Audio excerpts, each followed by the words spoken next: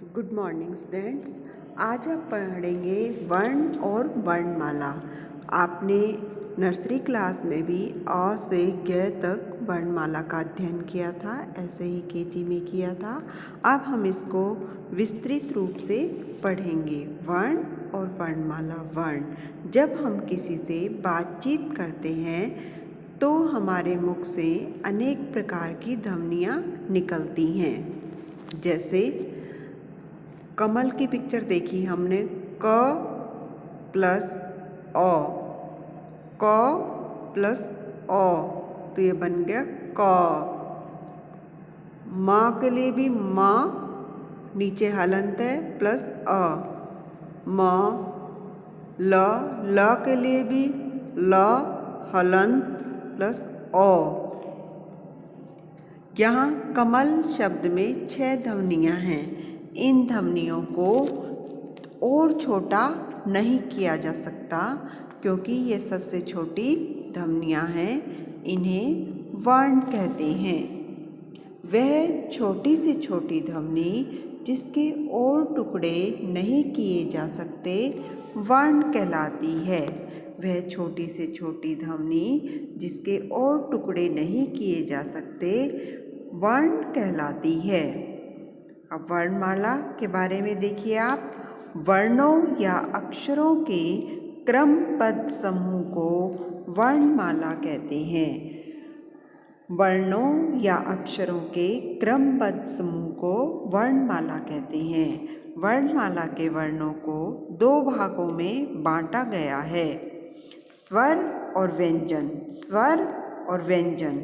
स्वर किसे कहते हैं? देखिए, ऐसे वर्ण जो बिना किसी दूसरे वर्ण की सहायता के बोले जाते हैं स्वर कहलाते हैं। ऐसे वर्ण जो बिना किसी दूसरे वर्ण की सहायता के बोले जाते हैं वो स्वर्ण कहलाते हैं और इनकी संख्या 11 है।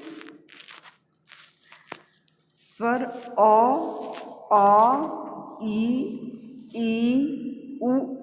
उ, री, ए, ऐ, ओ, औ और इनकी मात्राएं भी हैं। जैसे अ की कोई मात्रा नहीं होती, आ के सीधा डंडा लगता है, ये आ की मात्रा है।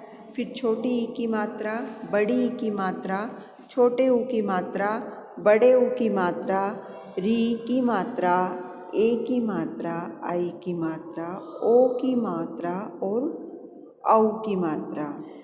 ऐसे वर्ण जो किसी स्वर वर्ण की सहायता से बोले जाते हैं व्यंजन कहलाते हैं। हिंदी वर्णमाला में इनकी संख्या 33 है। अब ये देखिए, कवर्ग, फिर चवर्ग, फिर टवर्ग, तवर्ग, पवर्ग।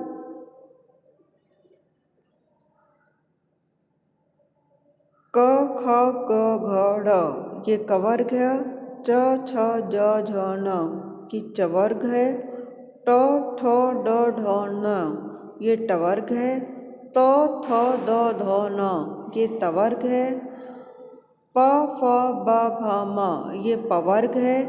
और अंतस्थ य, र, ल, व ये अंतस्थ और ऊष्म श, स, से है ये उष्ण है।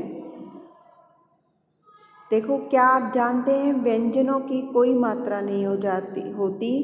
व्यंजनों के साथ स्वरों की मात्राओं का प्रयोग होता है। जैसे हमने क बोला, क, की, कु,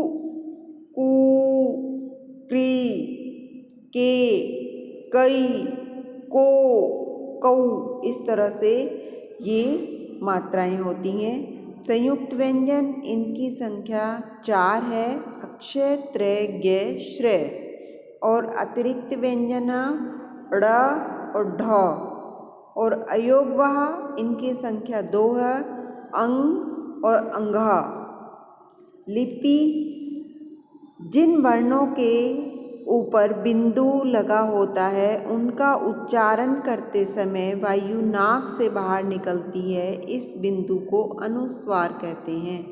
जैसे मंदिर, पतंग, मंत्री, इन सब में ऊपर बिंदी लगी हुई है और इनकी साउंड जो है वो नाक से बाहर आ रही है। अनुनासिक जिन वर्णों पर चंद्र बिंदु लगा होता है उनका उच्चारण करते समय वायु नाक और मुंह दोनों से बाहर निकलती है, इस चंद्र बिंदु को अनुनासिक कहते हैं। जैसे चांद, आँख इत्यादि। अब देखो हमने इस लेसन में क्या सीखा। सबसे छोटी ध्वनि को वर्ण तथा वर्णों के क्रमबद्ध समूह को वर्णमाला कहते हैं। वर्ण दो प्रकार के होते हैं, स्वर और व्यंजन। हिंदी में 11 स्वर और 33 व्यंजन होते हैं। ड और ढ वर्णों को अतिरिक्त व्यंजन भी कहा जाता है। अब ये मौखिक प्रश्न है, वर्ण किसे कहते हैं?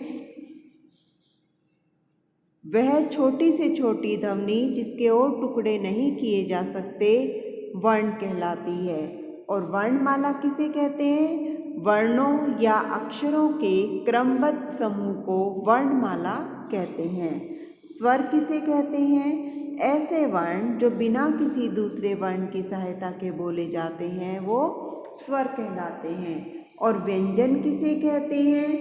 ऐसे वर्ण जो